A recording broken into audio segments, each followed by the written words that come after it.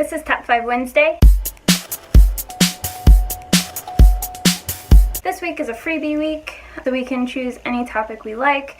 I decided to make up my own, and that topic is the top 5 books I was glad I was assigned to read in school. The first one is Wuthering Heights, and the reason that I am really glad that I was assigned this was, I don't know if it would have changed when I got older, but I don't see myself reading a lot of Victorian literature unless I had been exposed to it at some point, and this is obviously like one of the pinnacles of Victorian literature, and actually 3 of the books on this list are Victorian. Victorian isn't really something that you really grab for, especially as a younger person, generally anyway. So I'm sure there are some teenagers who gravitate towards that, but I wouldn't have. And Wuthering Heights ended up being one of my favorite books of all time, let alone one of my favorite books that I was assigned to read. It remains one of my favorite books. I plan to reread it soon, and I have reread it in the past. The next book is To Kill a Mockingbird. I may have read this if not for the fact that I was assigned it in high school,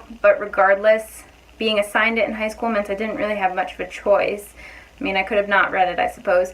But I actually did read this one, and I really loved it. It's still one of my favorite books. I also love Ghost at a Watchman, which I know is an unpopular opinion. I think To Kill a Mockingbird is possibly the greatest masterpiece in American literature. I think everyone should read it. I know there are some schools that have been banning it, and it really irritates me. One, because it's supposed to make you uncomfortable. That is the point. And the other being that it's a great piece of literature that if a school is banning it, that means that there are tons of kids that are not reading it. The next one is Jane Eyre. Like Wuthering Heights, obviously the authors are sisters, so they're somewhat similar. And same thing, I don't think I ever would have picked this up if not for it being a required book in a class with a teacher that I really respected and really wanted to impress, I guess. Interestingly enough, 4 of these books are ones that I read with her. And I credit her for really encouraging my love of classics, because if not for her, I'm not sure I would have loved anything that is considered a classic that wasn't Shakespeare, because she was really effective at teaching the classics and promoting a love of those classics. In fact, when we were reading Wuthering Heights, there's this one scene, and if you've read Wuthering Heights, you know exactly what scene it is.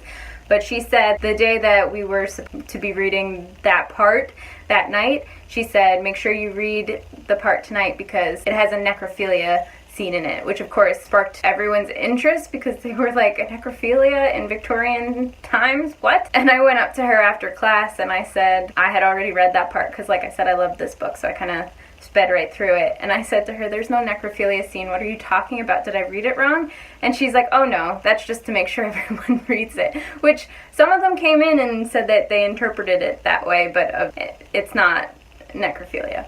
But anyway, so Jane Eyre is, again, one of my favorite books. The female empowerment through this book is still relevant today, in my opinion. Seeing Jane's transformation from insecure and sort of trying to find herself to a very confident woman who knows what she wants is still powerful to me today. This is another one that's on my list to reread in the near future. The next classic that I'm glad I was assigned in school is the Iliad. I know I never would have picked this up because there's so many movies that are about the Trojan War that my interest in the Trojan War could have been satisfied by modern day adaptations or movie adaptations of the story, and I wouldn't have picked up something that is as hard to get through as the verse of Homer, for sure. And the Iliad over the Odyssey, for sure, because the Odyssey I wasn't a huge fan of. I got very frustrated by the character of Odysseus, and actually the teacher that I read this with actually gave me the Penelopiad by Margaret Atwood as a gift for my senior year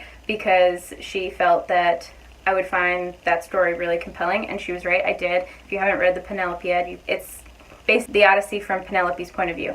Anyway, the Iliad is fascinating to me. There's so many themes that run through the Iliad that are still relevant today, and I think that the fact that myths and stories from the Greeks seem to ring so true to human nature that they are relevant thousands of years later is something that really should be talked about a lot more. So I'm really glad that I read this because it's something that I may not ever reread fully again. I read excerpts sometimes, but it is difficult to get through. So if I hadn't read it in high school, I probably never would have read it, and at least I have read it once, and I did love it. And the last book is The Tale of Two Cities by Charles Dickens. Like I said, through Victorians. I love Victorian literature now, but again, I don't think I would have had I not been forced to read it originally. I love Dickens. I think he's a great writer, but even though I love Dickens, I actually haven't read many of his books because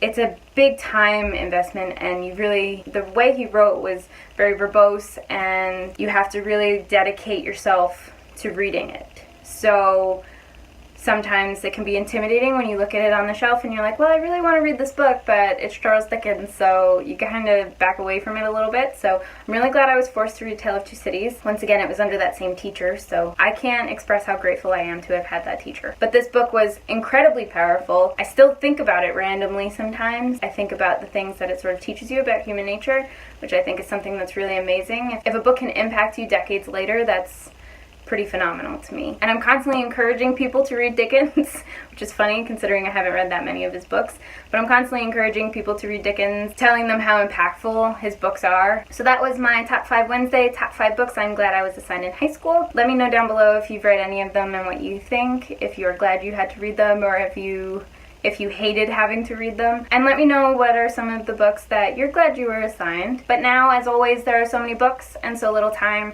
so I'm gonna go read, and I will see you in my next video. Bye!